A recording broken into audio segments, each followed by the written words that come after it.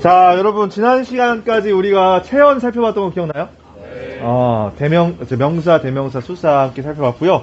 이번 시간에는 좀 다른 품사를 이야기를 해보도록 하겠습니다. 잠깐만요. 왜 안 넘어갈까?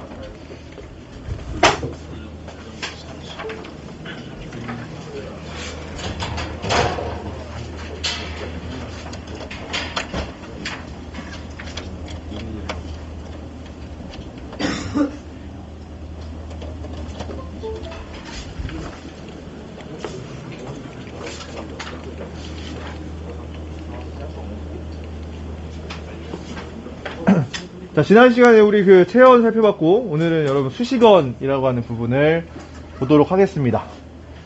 체언이 여러분 어떤 기능을 하는 품사였죠?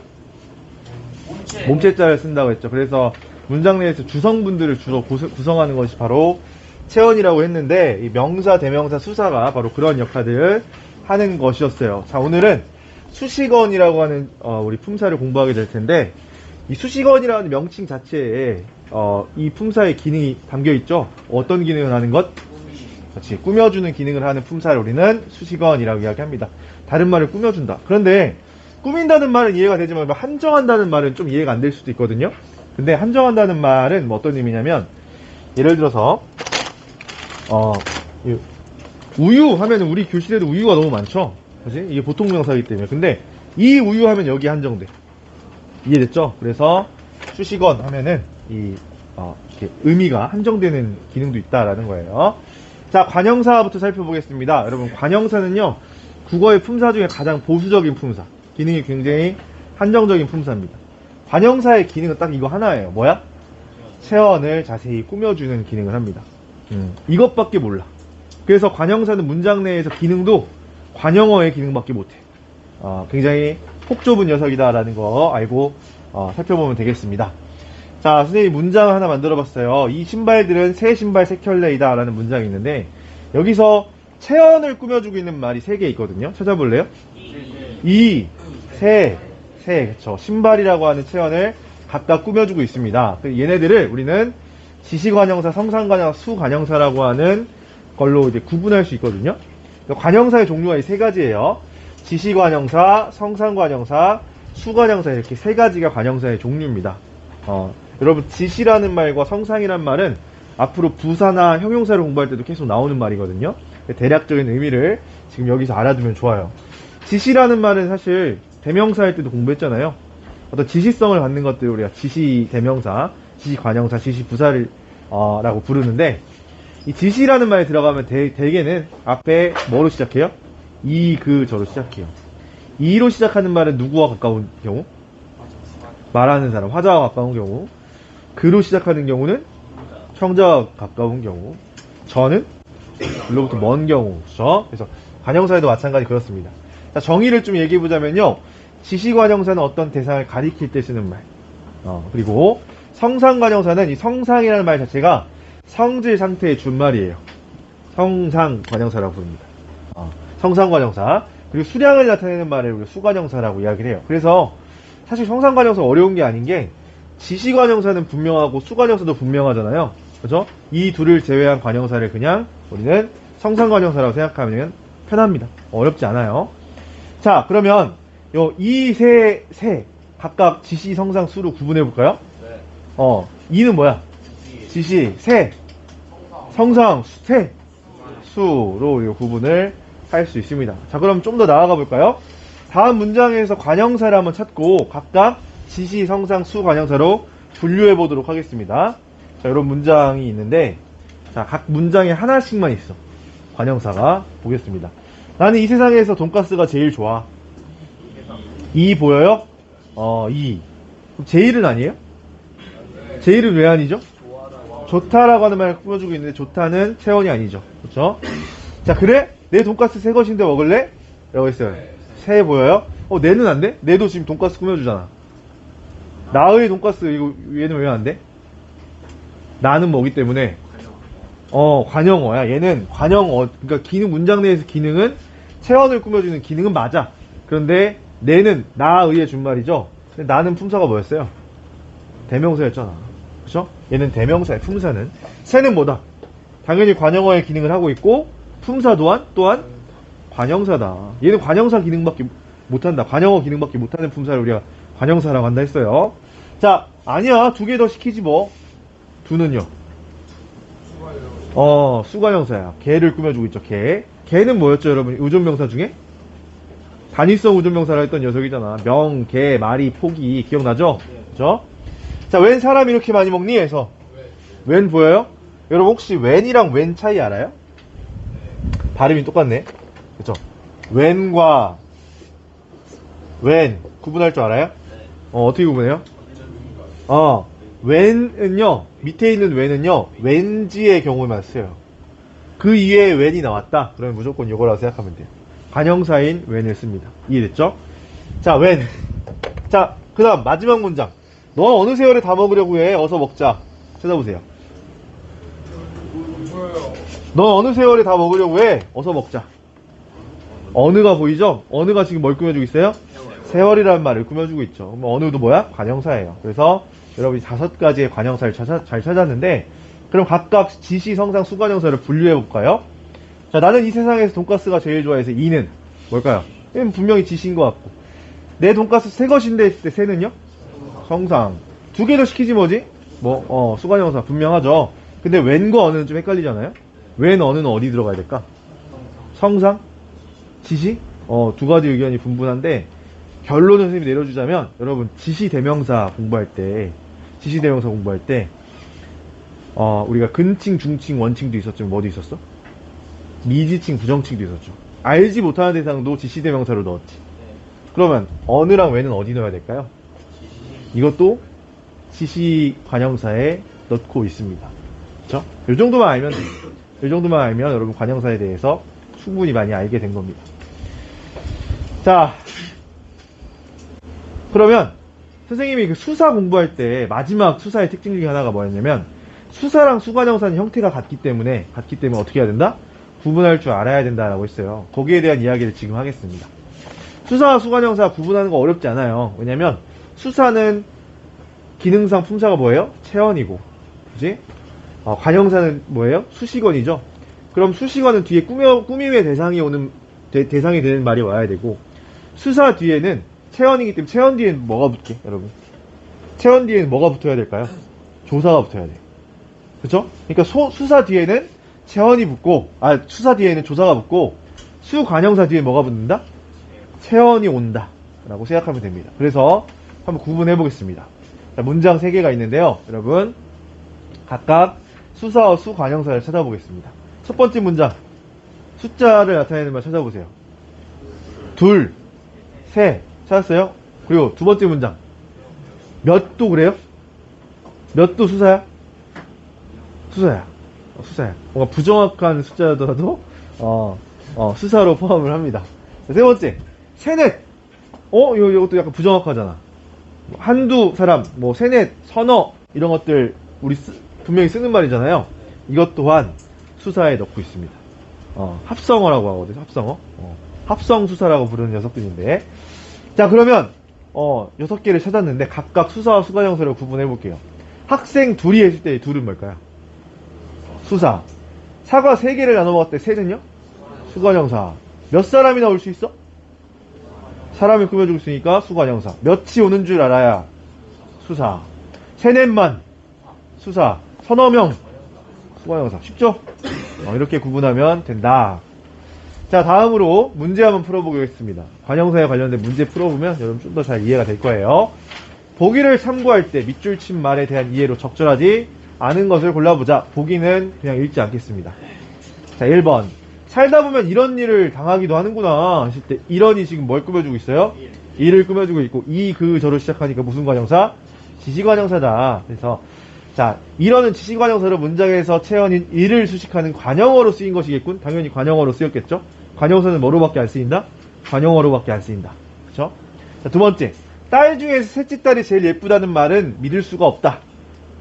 자, 셋째, 이거 왜 틀렸죠? 수량이 아니라 뭐예요? 순서이기도 하고요. 그리고 이게 수사인가요? 셋째라고 하는 말이 지금 딸을 꾸며주고 있으면 뭐야? 수관형사죠. 그래서 두 가지가 틀렸어. 수량을 나타내는 말 틀렸고요. 그렇죠? 그리고 수사도 아니에요. 그래서 정답은 2번입니다. 자, 3번. 귀를 기울이면 곤히 잠든 산의 호흡을 들을 수 있다. 얘 산의라고 하는 이 말 문장 성분은 뭐야? 문장 성분. 호흡을 꾸며주고 있으니까 관형어야. 근데 품사는 뭐예요? 산은 명사죠. 뒤에 의라고 하는 조사가 붙어서 관형어가 된 거야. 문장 성분이. 문장은, 품사는 체언, 명사입니다. 그쵸? 자, 보세요. 관형격 조사 의가 붙어서 체언인 호흡을 수식하는 관형어로 쓰였군. 맞는 말이죠. 4번. 새옷보다는 헌옷에서 정겨움을 느끼는 사람들이 있다. 해서 새와 헌은 모두 체언인 옷을 수식하는 관형어 맞죠? 옷을 꾸며주고 있어요. 그런데 조사와 결합할 수 없다는 점에서 관형사를 볼 수 있겠군. 관형사는요, 조사와 결합이 안 돼요. 뒤에서 선생님이 부사 설명할 때 얘기할 건데, 부사는 일부 조사와 결합이 가능하거든요. 같은 수식어이지만. 근데 관형사는 어떠한 조사와도 결합이 불가능합니다. 자, 그리고 5번. 그 만두는 둘이서 10개는 먹어야 배가 부르다 했을 때 둘과 열은 수개념에 나타나고 있어요. 둘 다. 근데 열은 둘과 달리 체언을 꾸며주고 있죠. 개라고 하는 의존명사, 단위성 의존명사를 꾸며주지만 둘은 어때요? 뒤에 조사가 붙어서 수사로 쓰고 있는 거야. 그래서 열은 둘과 달리 체언을 꾸미고 조사를 쓸 수 없으므로 관형사로 볼 수 있겠군. 수관형사로 본다. 맞는 말입니다. 안 어렵죠? 자, 그럼 이어서 부사 보도록 하겠습니다. 부사는 참고로 선을 좀 많이 넘어. 선 넘는 녀석이야. 그래서 좀 어때? 지금까지 여러분이랑 공부한 품사 중에 제일 어려울 수도 있어요. 제일 여러분에게 혼란을 줄 수 있는 품사이기도 합니다. 부사의 정의를 내려볼게요. 주로 용언을 자세히 꾸며주는 말입니다. 선생님이 말했지만 우리 품사에 제일 중요한 건 체언과 용언입니다. 다 넣고 그래요. 문장을 구성하려면 반드시 필요한 요소들이기 때문이죠. 그런데 체언을 꾸며주는 건 관형사였다면 용언을 꾸며주는 건 뭐다? 부사다. 그런데 얘가 선을 넘는다는 게 왜 그런 말을 했냐면 용언을 자세히 꾸며주는 말 앞에 단서가 하나 붙었죠. 뭐야? 주로라는 말이에요. 그러면 부사는 용언만 꾸며준다? 아니다. 관형사는 뭐만 꾸며준다? 체언 꾸며주는 것밖에 못해. 근데 부사는 그렇지 않다는 거예요. 그러면 부사는 뭐도 꾸며주게요? 문장 전체를 꾸며줄 수도 있어요. 용언만 꾸며주는 게 아니야. 그리고 또 부사 자기 자신을 꾸며줄 수 있어요. 또 관형사를 꾸며줄 수도 있고요. 심지어 선을 넘는데 이거야. 뭐냐면 체언을 꾸미기도 합니다. 체언 꾸미는 거 누구 역할이었어? 관형사 역할이라는 게 말이지. 그렇죠? 자, 부사에 대해서 이야기해 볼게요. 부사는 아까 말했지만 문장 전체를 꾸며주는 문장부사라는 게 있어요. 그럼 그 이외에 어떤 특정 성분만 수식하는 것을 우리는 성분부사라고 이야기를 합니다. 자, 먼저 성분부사부터 살펴볼게요. 하나의 성분만 수식하는 부사에는요, 종류가 이렇게 3가지가 있습니다. 이게 기억하기 어렵지 않은 게, 관형사에도 보면 지시관형사, 성상관형사 있었죠. 부사에도 지시부사, 성상부사 있어요. 기능도 똑같아요. 근데 다만, 수부사라는 건 없죠. 뭐가 있을 대신? 부정부사라는 것이 옵니다. 자, 그러면 각각 정의를 내려볼게요. 지시부사는요, 특정 대상을 가리킬 때 쓰는 말이에요. 그러니까 얘도 앞에 뭐가 붙겠어? 이, 그, 저가 붙겠죠. 그죠? 이, 그, 저가 붙는 것들을 지시부사라고 합니다. 성상부사의 정의는 이래. 어떻게 방식으로 성질이나 상태를 나타내는 부사다. 성상이죠. 성질이나 상태를 나타내는 부사인데, 그래서 이게 뭐 되게 길어서 어려워 보이지만 별거 아닌 게, 야, 빨리 와! 했을 때 어떻게 오라고 했어? 빨리. 어떻게란 말과 빨리를 우리가 교환할 수 있죠. 그쵸? 그게 바로 성상부사예요. 안 어렵죠? 그쵸? 자, 부정부사라고 하는 것은 부정의 뜻이라고 했는데, 우리가 부정대명사, 부정칭 대명사 할 때 그 부정이 아니라, 이건 진짜 말 그대로 부정이야. 그쵸? 그래서 여기에 올 수 있는 건 딱 단어 2개밖에 없어요. 뭐냐면, 안과 못이에요. 그러니까, 간단하죠? 부정부사는 설명할 것도 없어. 자, 그래서 예를 좀 들어보면요. 자, 이리 오너라. 했을 때, 일이라고 하는 말에서 뭘 꾸며주고 있어요? 오다라고 하는 용언을 꾸며주고 있죠? 그러니까 우리는 부사로 보는 거예요. 이해됐죠? 그죠? 그럼 이리가 있으면 어디 있겠어? 그리 저리도 있어요. 그리고 조금 구어적인 표현으로 얘기하자면 요리 고리 조리도 쓸 수 있죠. 요리 고리 조리 가능하죠. 그죠? 자, 성상부사에 바로 오너라 했을 때 어떻게 오라고? 바로 오라고 했죠? 이 바로가 바로 성상부사. 빨리 오너라 해도 빨리도 어떻게 오라고? 빨리 오라고. 그게 바로 성상부사입니다. 안 어렵죠? 자, 바로 뒤에 오는 성분을 꾸며주는 성상부사입니다. 부정부사, 안 와? 못 와? 그죠? 안과 못은 부정부사 입니다. 안과 못의 차이는 알죠? 안은 어떤 경우에 있어? 의지. 할 수 있는데 안 할 때. 그렇죠? 의지. 못은요? 능력 부정이라고 해요. 그래서 나중에 부정 표현할 때 설명했습니다만은 의지 부정, 능력 부정으로 구분을 합니다. 자, 이제 성분부사 다 봤으면 문장부사 살펴봐야겠죠? 그렇죠? 문장부사에 대한 이야기를 해보겠습니다. 문장부사라고 하는 것은 문장 전체를 수식하는 부사를 말해요. 문장 전체를 꾸며준다는 얘기죠. 그래서 종류가 두 가지가 있는데 양태부사와 뭐? 접속부사예요. 이 양태라는 말은 처음 들어보죠? 그렇죠? 근데 별로 어려운 게 아니게 태에만 주목해도 태는 뭐냐면 태도야. 누구의 태도겠어? 말하는 사람의 태도가 드러나는 부사예요. 그래서 양태부사라고 하는 것은 화자의 태도를 나타내주는 부사고 접속부사라고 하는 것은 앞말과 뒷말을 이어주는 부사인데 사실 접속부사는 여러분 뭐 이렇게 딱히 얘를 공부해둘 필요는 없는 게 우리 영어에서 말하는 접속사들 있죠. but, and, however 이런 것들 있죠. 그렇죠? 그런 걸 영어에서는 품사 뭐로 분류해요? 접속사라고 하는 따로 품사를 분류하지만 국어에서는 우리말에서는 접속부사라고 하는 품사로 그냥 분류하고 있다 정도 말하면 돼요. 그리고 그러나 이런 말이 나오면 뭐다? 접속부사구나 생각하면 돼요. 근데 얘를 왜 접속부사로 분류했을까요? 왜 그랬을까? 맞아, 너무 많아서요. 만약에 얘를 접속사로 따로 분류하면은 우리 품사가 너무 많아져. 그래서 그래도 얘 가만 보면 부사랑 비슷한 면이 있어 해서 여기다가 넣어둔 거예요. 예를 들면 여러분 어제 만약에 비가 왔다면 세계문화유산 안 갈 수도 있었는데 그지? 그래서 만약에 문장을 만들어 볼게요.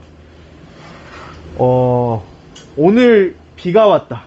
그래서 우리는 체험활동에 안 갔다 라고 한다면 체험활동에 안 갔다라고 하는 이 결과의 이유를 뭐가 설명해주고 있어요? 비가 왔다라고 하는 말이 설명해주잖아요. 근데 그 설명하려면 중간에 가교 역할을 하는 게 뭐예요? 그래서라는 거죠. 그래서라는 말 덕분에 뒷말이 설명이 돼. 그래서 이걸 수식으로 본 거야. 그래서 접속부사의 기능이 그런 기능을 하는구나 해서 여기다 넣고 있는 거예요. 그냥 그렇게 알아두면 되고. 자, 예를 들어볼게요. 양태부사의 예를 한번 들어볼게요. 설마 까먹은 거 아니죠, 여러분? 설마 까먹은 거 아니지? 설마는 어떤 의미야? 의심, 그렇죠? 걱정 이런 말들이 들어가 있단 말이에요. 설마, 그렇죠? 그리고 이건 어때요? 앞말과 뒷말을 이어주죠? 그렇죠? 이런 것들을 우리는 문장부사라고 이야기를 하는구나 라고 생각하면 됩니다. 그죠? 근데 아직 좀 아리까리하죠? 그죠? 확실하게 선생님이 설명해 주십니다. 부사에 대해서 좀 더 이야기해보죠. 부사의 특징입니다. 자, 부사라고 하는 것은요, 일단 문장 내에서 이동이 자유로워요. 좀 자유로운 편이에요. 예를 들면, 택배가 빨리 왔으면 좋겠어요 했을 때, 빨리라고 하는 말은요, 앞으로 옮길 수도 있어요. 빨리 택배가 왔으면 좋겠어요. 가능하죠? 그죠? 그런데 이건 가능한가요? 택배가 왔으면 빨리 좋겠어요. 이건 어때? 이상해. 왜 이상할까요? 부사가 갖고 있는 특징 때문입니다. 자, 빨리는 여러분, 성분부사죠? 성분부사야. 어떻게 왔으면 좋겠다고? 빨리 왔으면 좋겠다고. 그쵸? 그럼 성분부사 같은 경우는요, 문장에서 이동이 자유롭더라도 자기가 꾸며주는 말 뒤에 올 수는 없어. 그럼 빨리라고 하는 말은 지금 어떤 성분을 꾸며줘? 왔으면이라고 하는 말을 꾸며주는데 그 뒤로 오게 되면은 얘가 아니라 뒷말을 꾸며주게 돼. 빨리 좋겠어요가 돼. 그럼 돼, 안 돼? 그런 말은 없잖아, 사실. 그죠? 비문법적인 표현이잖아요. 그래서 그 뒤로 올 수는 없다는 거예요. 그런데 성분부사 같은 경우는 이해가 돼요. 바로 뒤에 오는 성분을 꾸며줘야 되니까. 관형사도 그렇잖아. 관형사도 만약에 자기가 꾸며주는 말 뒤에 올 수 있을까요? 자, 예를 들어서 이 두 책을 읽어봐 라고 했을 때 여러분 이라고 하는 말이 꾸며주는 게 뭘까요? 두야? 책이야, 책. 관형사는 반드시 뭘 꾸며준다 했어?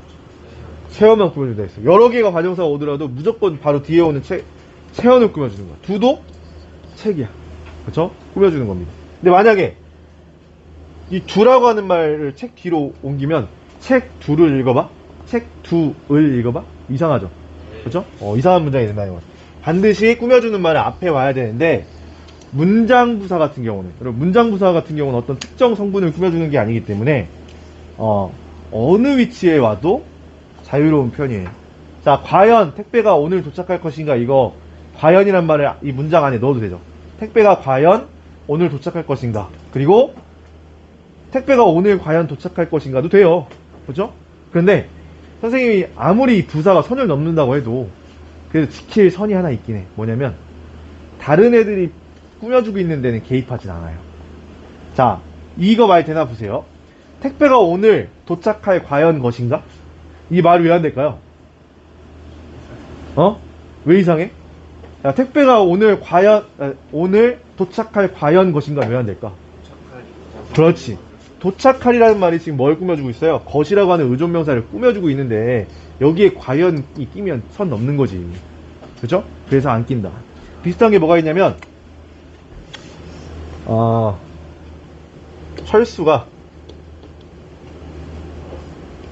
과연 철수가 영희를 보고 싶어 할까? 라는 문장이 있어요. 그럼 과연이라고 하는 얘도 보면, 철수가 과연 영희를 보고 싶어 할까? 철수가 영희를 과연 보고 싶어 할까? 돼. 그리고 심지어 철수가 영희를 보고 싶어 할까? 과연? 이것도 문제는 없어요. 그런데 과연을 보고와 싶다라는 말 사이에 넣을 수 없어. 왜? 보고는 싶다와 연결되어 있는데 과연이 여기 끼면 그걸 분리시켜 버리는 거거든요. 그래서 이 정도 선만 지키면서 문장부사는 문장 내에서 자유롭게 이동한다. 이해됐죠? 그렇죠? 자, 그리고 아까 관형사는 여러분 조사 결합 가능 불가능? 관형사 불가능이라 했지만 부사는 조사 종류 중에 보조사라는 게 있거든요. 그 보조사와의 결합은 충분히 가능하다. 예를 들어서 택배가 빨리 라고 하는 부사죠. 그 뒤에 많이라는 말이 붙었어요. 보통 이 단어에 어떤 성분이 붙으면 접사 아니면 조사거든요. 조사야, 조사. 접사가 붙으면 하나의 단어가 돼버리기 때문에 이건 조사입니다. 자, 빨리만 왔으면 좋겠다. 가능하죠? 택배가 빨리 나왔으면 좋겠네. 나도 붙을 수가 있습니다. 조사가 붙을 수 있다는 얘기예요. 그런데 관형사 같은 경우는 보조사와 결합이 안 된다는 점에서 부사와 관형사를 우리가 구분할 수 있어요. 예를 들어서 어느, 이거 관형사죠? 아까 뭐 어느 것 뭐 했잖아. 어느 나왔었잖아요. 자, 이것도 관형사입니다. 근데 뒤에 도나 만, 나 이런 거 붙을 수 있어요, 없어요? 안 된다는 거지. 그렇죠? 이것이 바로 관형사 갖고 있는 제약이에요. 관형사는 굉장히 제약이 커. 자, 그리고 선 넘는 거 또 나왔어요. 체언을 꾸미기도 한다는 점. 사실 체언을 꾸며주는 건 누구의 역할이었어요? 관형사의 역할이었단 말이죠. 근데 부사는요, 그 스스로 어떤 자신의 형태를 변화시키지도 않고 체언을 꾸며주기도 합니다. 예를 들어서 용언도 체언을 꾸며줄 수 있거든요. 예쁜 사람 하면은 예쁜이란 말이 사람을 꾸며주면서 관형어의 역할을 하잖아요. 근데 걔는 선을 넘는다고 할 수는 없는 게, 예쁘다라고 하는 기본형에서 어떻게 했어? 자기 형태를 바꾸면서 나는 관형어야 라고 지금 드러내고 있단 말이죠. 그런데 부사는 그런 거 하나 없이 그냥 그 자체로 체언을 꾸며주기도 해요. 자, 보세요. 어제 주문한 택배가 바로 왔다 했을 때 바로는요, 오다라고 하는 용언을 꾸며주기 때문에 별 무리 없는 부사죠.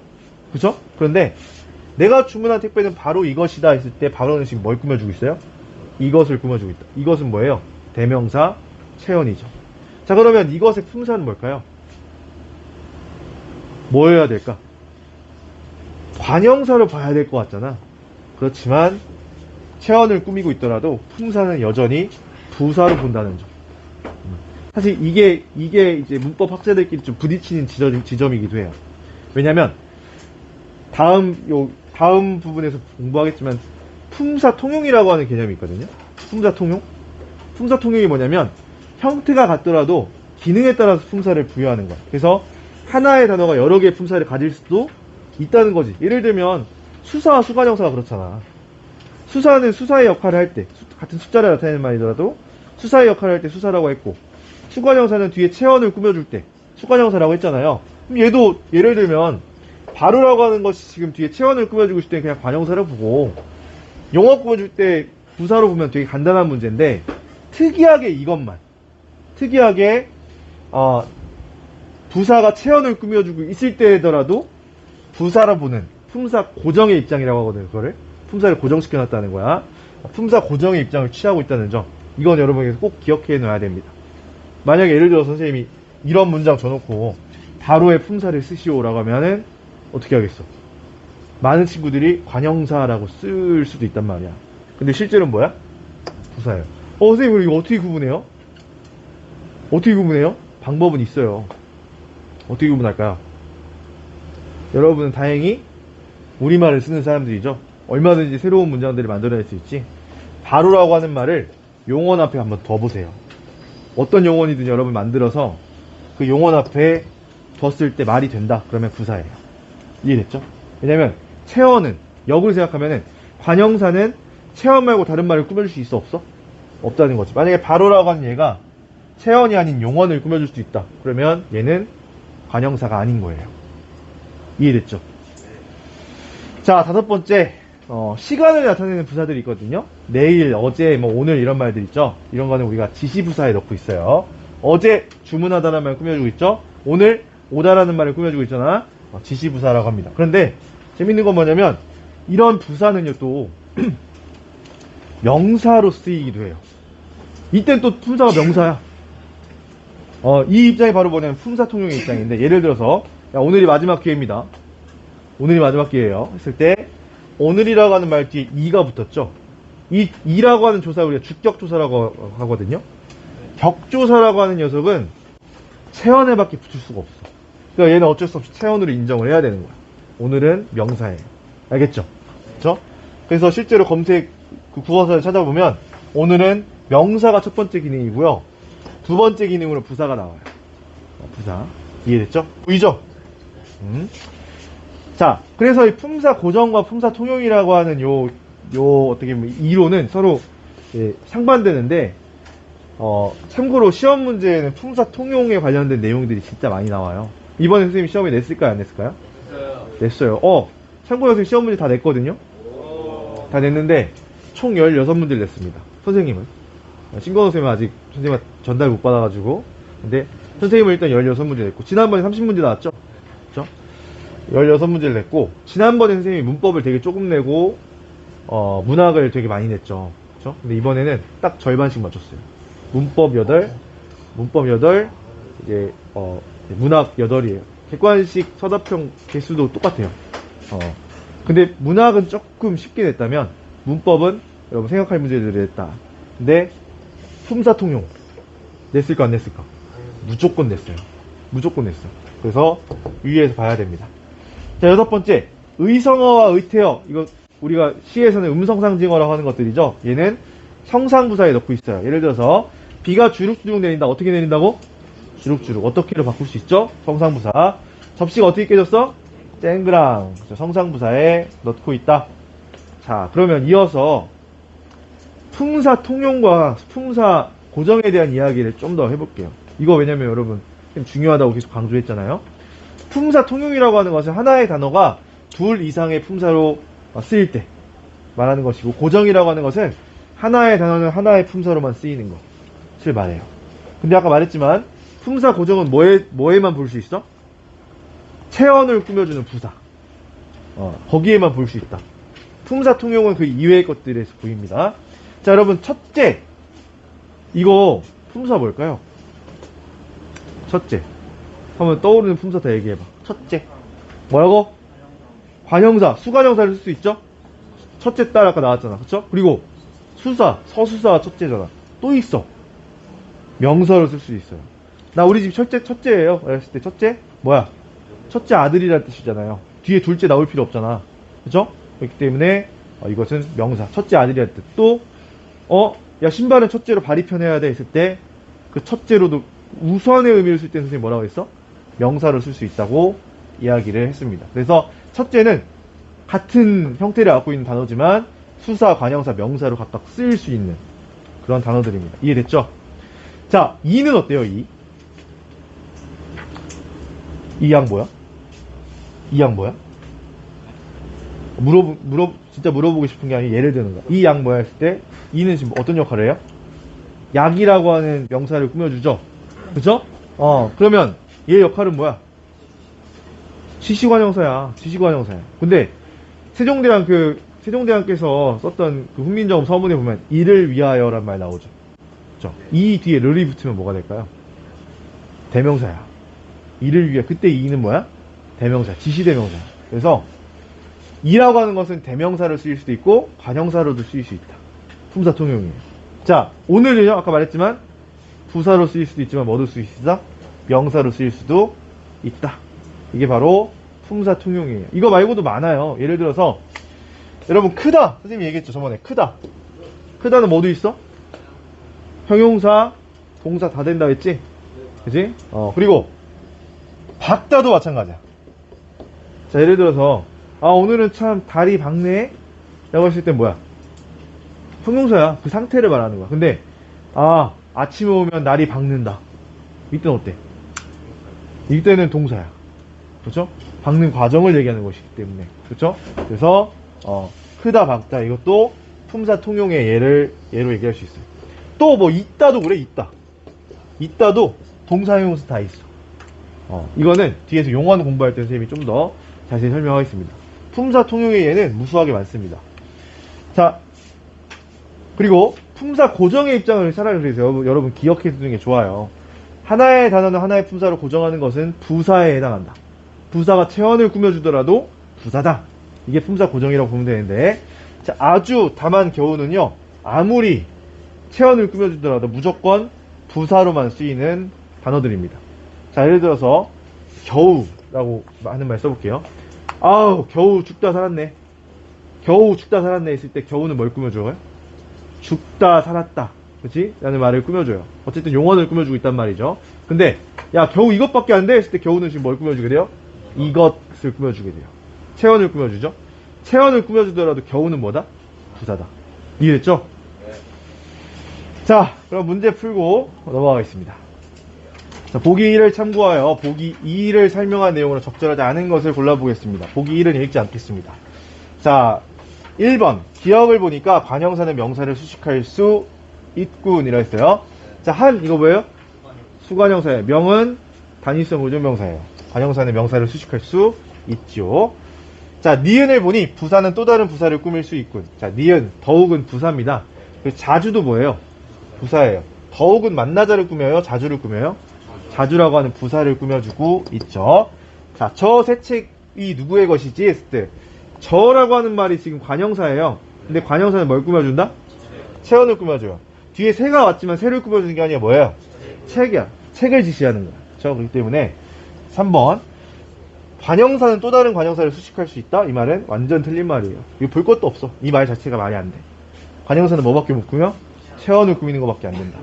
자, 리을 다행히 이거 무슨 부사하게 태도가 담겨있죠? 무슨 부사?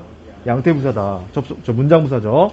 자, 다행히 큰 실수는 하지 않았어 했을 때 얘 위치로 옮겨서 큰 실수는 다행히 하지 않았어 라고도 할 수 있죠. 그렇죠? 가능합니다. 근데 큰 실수는 하지 다행히 않았어는 안 돼. 왜?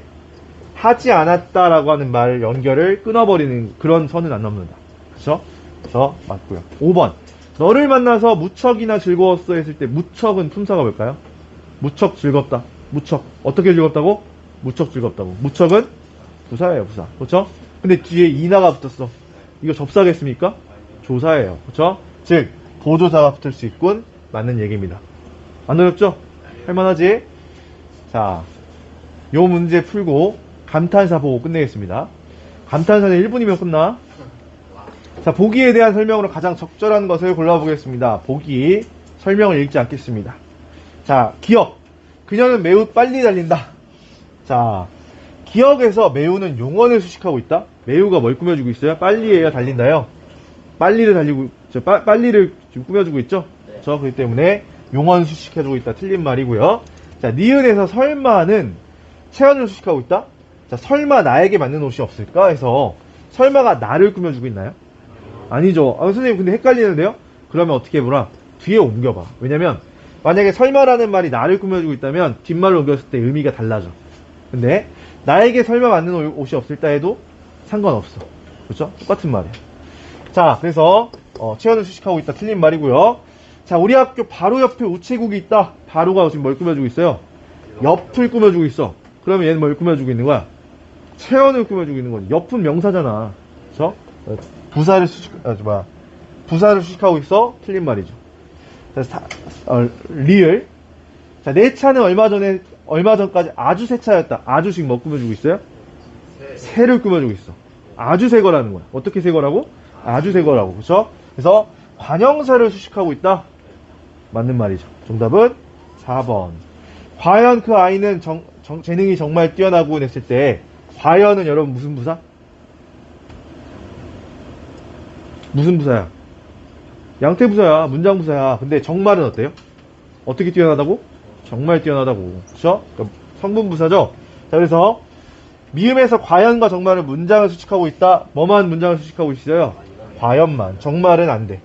그죠? 정말은 그렇지 않습니다. 자, 이렇게 해서 문제 풀어봤고요. 마지막 감탄사 보고 끝내겠습니다. 감탄사는 1분 컷이라고 했어요. 자, 감탄사는 기능상 독립원에 들어가요. 독립원이라는 게 뭐냐면 문장 내에서 다른 성분과 관계없이 쓰이는 것들이야. 자, 보통 우리가 뭐 체언이든 용언이든 다른 문장 성분이 있어야 문장을 구성하거든요. 근데 독립어는요, 야! 이것만으로도 돼. 그죠? 내 의도가 전달돼. 야! 뭐야? 부르는 거죠? 그죠? 네! 이것도 어때요? 독립적으로 쓸 수 있는 말이잖아. 그래서 그런 것들을 왜 독립어이라고 하는데, 독립어에 포함된 품사는 딱 감탄사 하나입니다. 근데 우리가 감탄사 하면 대부분 뭘 생각하냐면, 놀라는 것만 생각해. 근데 놀라는 것뿐만 아니라 부르거나 대답하는 것도 감탄사입니다. 야! 놀랐죠? 네! 대답했죠. 야! 네! 다 감탄사입니다. 그쵸? 그리고 그래! 이것도 어때요? 이것도 뭐? 이것도 어때요? 이것도 다 감탄사야. 다 감탄사예요. 그죠? 뭐가 단독으로 딱 대답하거나 묻거나 이런 말들이 나오면 감탄사라고 보면 돼요. 예를 들어 근데 만약에 선생님이 야 민준아 이거 감탄사일까요? 이건 감탄사가 아닙니다. 왜일까요? 이건 명사의 뒤에 조사가 붙은 형태. 혹격조사라고 하거든요. 그래서 얘 품사를 따질 때는 감탄사가 아닙니다. 감탄사가 아니에요. 자, 이렇게 해서 여러분 감탄사까지 살펴봤고요. 다음 시간에는 조사, 관계어에 대해서 이야기를 해보겠습니다. 조사 보는 거예요. 자, 이상 마치도록 하겠습니다.